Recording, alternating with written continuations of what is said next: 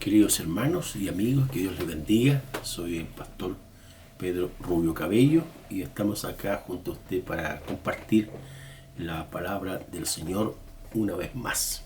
Qué bueno es que usted tiene la bondad de abrir su casa, abrir su corazón y poder atendernos o estar atento un tiempo para así recepcionar el mensaje de las Sagradas Escrituras que siempre nosotros necesitamos.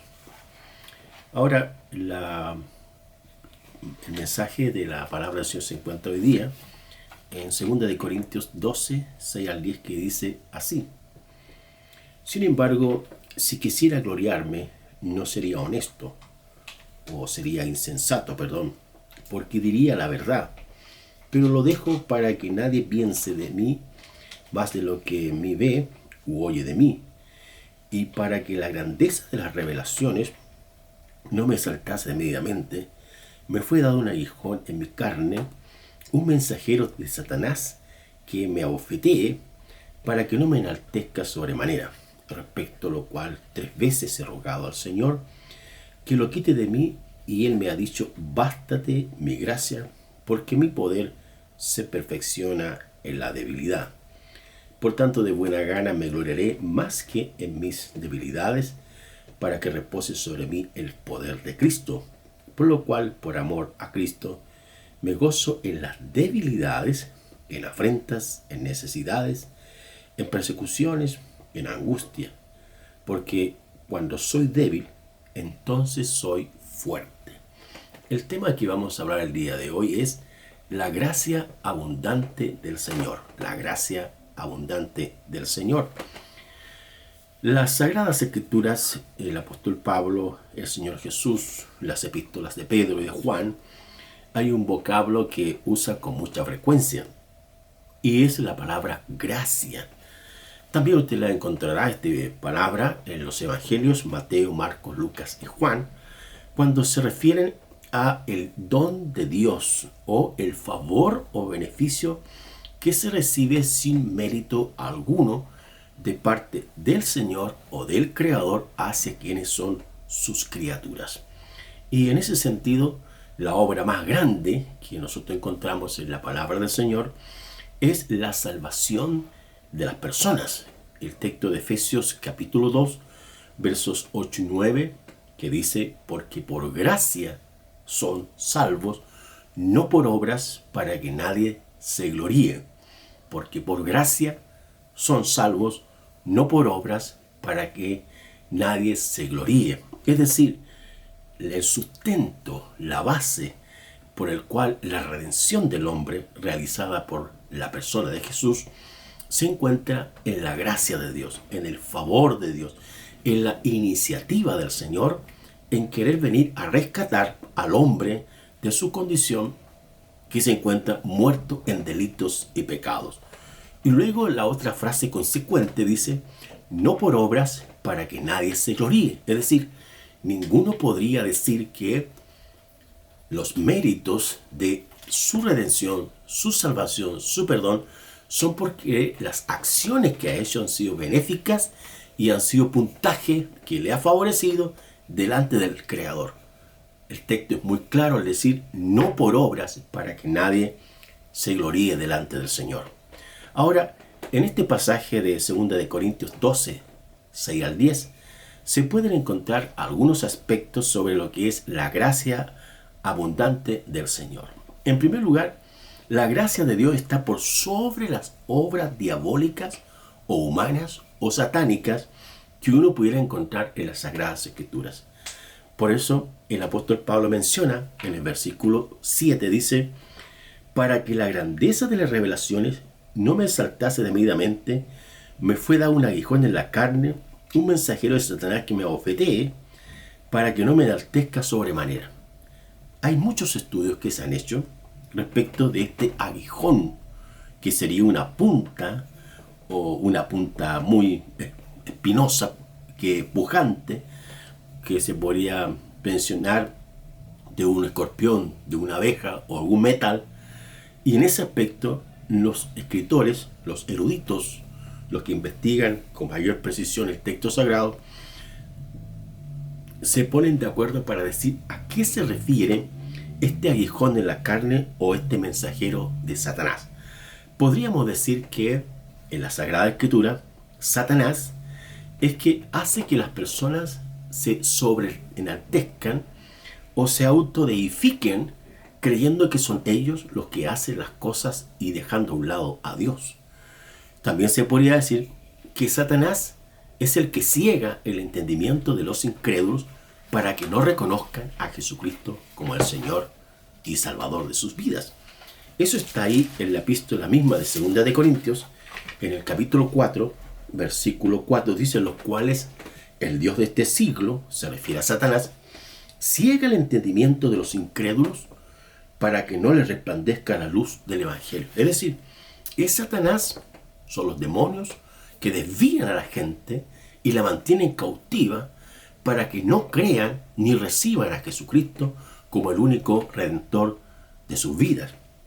Al mismo tiempo, encontramos también en el pasaje de 2 Timoteo 2:4 que Satanás también se introduce ideas para desviar a quienes son llamados al ministerio, ministerio pastoral, ministerio también de enseñanza, misionero, evangelista, de llevar este mensaje de redención a las personas para que este ministro se distraiga o deje el ministerio para involucrarse en actividades netamente humanas, temporales, que solo tienen que ver con las cosas o necesidades humanas de las personas.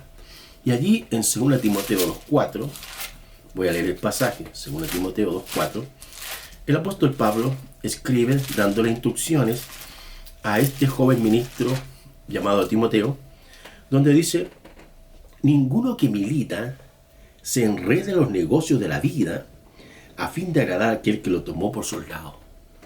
Si el Señor lo ha llamado al ministerio, Satanás por una y otra manera lo intentará enredar en otras cosas, para que uno deje el pastorado, deje la fe y abandone lo que son los principios cristianos y sea ahora más tendiente a aquellas cosas que no tienen que ver con la palabra del Señor. Entonces, el Señor Jesucristo habla incluso con Pedro, allí en Lucas capítulo 22, y dice de que Satanás, versículo 31 y 32, dice: dijo también el Señor: Simón, Simón, he aquí Satanás os ha pedido para zarandearos como a un trigo, pero yo he rogado por ti para que tu fe no falte, y tú, una vez vuelto, confirma a tus hermanos. Y ahí está, Satanás nuevamente. Zarandear significa mover de un lado para otro. Es esta analogía o metáfora, donde en el tiempo de la agricultura, las semillas la movían de un lugar a otro para sacar la paja y dejar la semilla pura para guardarla en el tiempo de que tenían que comer ya sea los porotos, garbanzos y otro tipo de legumbres. Entonces, ¿qué es lo que hace Satanás en un sentido? Él mueve, tergiversa, cambia, induce, propone para que las personas dejen la fe, abandonen la palabra del Señor. Pero Jesús le dice: para que tu fe no falte. Entonces, la primera idea es que la gracia abundante de Dios está por sobre las obras del maligno. En segundo lugar, la gracia de Dios está por sobre nuestras debilidades humanas. Volviendo a 2 de Corintios, en el capítulo 12 que estamos leyendo, en el versículo 9 dice: y me ha dicho el Señor, bástate mi gracia, porque mi poder se perfecciona en la debilidad. Lo leo de nuevo: bástate mi gracia, porque mi poder se perfecciona en la debilidad. Mis queridos amigos, todos nosotros somos débiles. Todos en algunas ocasiones nos faltan las fuerzas o no tenemos la habilidad para realizar algunas tareas específicas. Sin embargo, el Señor Jesús, a todas las personas que Él llama a cumplir una tarea, es Él el que los capacita con dones, con habilidades del Espíritu, para que de esa manera puedan cumplir y realizar eficientemente la tarea que Él les ha delegado. Entonces, nuestras debilidades humanas, nuestras incompetencias o incapacidades a veces que tenemos, es ahí mismo cuando el Señor Jesús viene y nos da su gracia, nos da su poder, nos da su amor, nos da su bondad y nos da su inteligencia y sabiduría para que de esa manera nosotros podamos enfrentar con valentía, con fuerza, lo que es la obra, lo que es la familia, lo que es el trabajo, lo que es cualquier responsabilidad, donde quiera que nosotros nos encontremos. El mismo Señor Jesús, allí en Lucas, el Evangelio de Lucas, Él escribe y dice acerca del Señor, de su crecimiento. Estoy viendo en Lucas capítulo 2, versículo 40, y dice: y el niño crecía y se fortalecía y se llenaba de sabiduría, y la gracia de Dios era sobre él.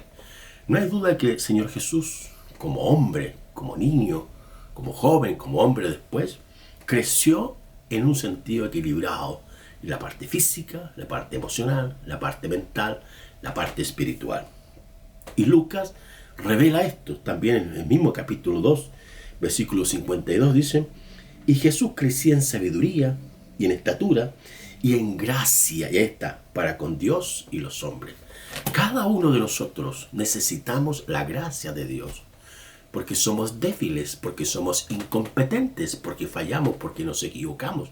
Pero cuando el Señor nos da su gracia, nos da su poder, nos da su habilidad, vamos a ser efectivos, vamos a hacer grandes cosas para Dios y Dios se va a agradar de ellos. Pero no olvidar que no somos nosotros los que hacemos las cosas, sino que es la gracia de Dios que está operando allí.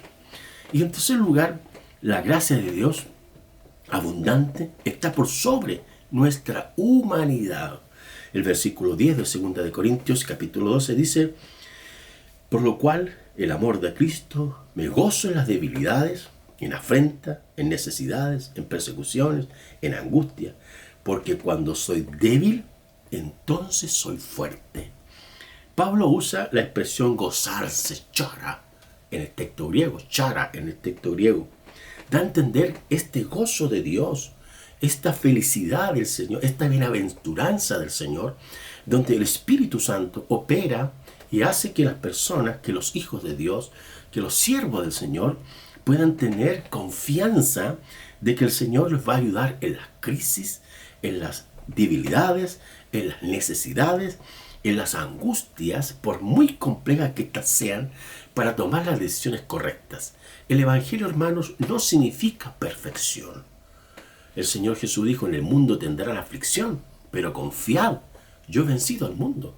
Van a haber situaciones difíciles, pero la actitud correcta que uno tiene que tener como creyente no es en este caso hacer como las personas que no conocen al Señor, que se van a beber, que se van a tomar, que se van a drogar, que se pueden a golpear a la esposa, que se enojan con violencia, que se van a hacer cosas inmorales. Esa no es la actitud correcta para pasar las penas o para pasar, en este caso, los conflictos.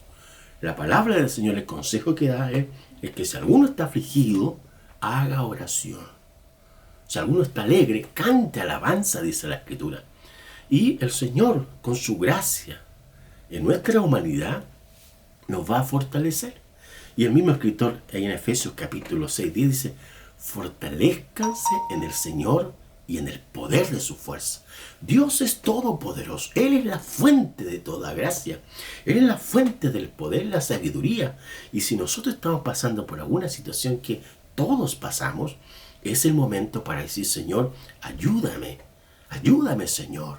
Ten misericordia de mí. Y el Señor, en su gracia, por medio de su Espíritu, por medio de su palabra, te va a fortalecer y siempre estará ahí contigo. Para terminar, Jesucristo es la fuente de gracia. Jesucristo es el que puede iluminar tu vida, mi vida, ayudarme en tu matrimonio, ayudarte en el trabajo, ayudarte en las finanzas, ayudarte en las relaciones humanas, ayudarte en cualquier cosa que tú necesites. Si no tienes trabajo, el Señor te puede dar un trabajo. Si tienes situaciones con los estudios, el Señor te puede dar sabiduría. Si así, de tantas cosas dentro de la mente que pueden pasar, el Señor nos puede ayudar con su gracia. Porque Él dijo: bástate mi gracia, porque mi poder se perfecciona en la debilidad. Oramos. Señor, queremos agradecerte por este tiempo que hemos podido compartir tu palabra. Bendice a nuestros hermanos, ayúdales, como dice tu palabra, solo tu gracia es suficiente y tenemos que crecer cada día en la gracia tuya para con Dios y los hombres. Que tu bendición esté en nuestras vidas, en el nombre de Jesús. Amén.